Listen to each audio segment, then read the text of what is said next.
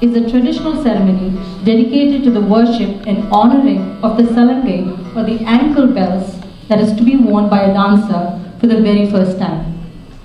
For a Bharatanatyam disciple, the Salangai Puja marks an important milestone symbolizing the readiness to embark on their dance journey and progress to a higher level in their training.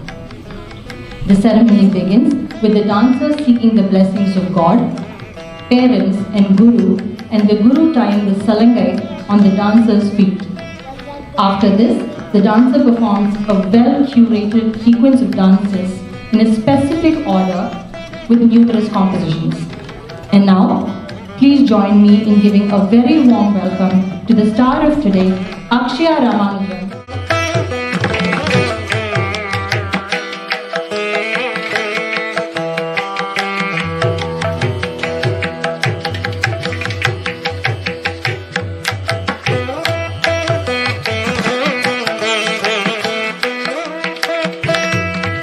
Typically, we have 5 different Alaripurs, that is Tishram, Chatishram, Kandam, Mishram and Sankirna.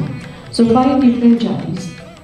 Today we have taken Mishram as one of the base and we are doing Hasta, Asamyuta Hastas, and showcasing how the mudras can be adapted in storytelling and bringing the meaning or conveying a meaning to any such stories. We are not doing stories here, but we are using the hastas, how it can be used and it can bring the meaning as விஷ்ணுவின் 8வது அவதாரம். அவர் புவன சுந்தரர் என்று விவரிக்கப்படுகிறார்.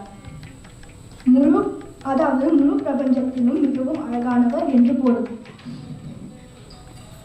அவரை கண்ணன் என்றும் அழைப்பார்கள். கண்ணனுக்கு வெண்ணெய் என்றால் கொள்ளை பிரியம். ஆயர்பாடியில் வெண்ணெய் எங்கிருந்தாலும் யார் வீட்டில் இருந்தாலும் அவருக்கு கவலை இல்லை.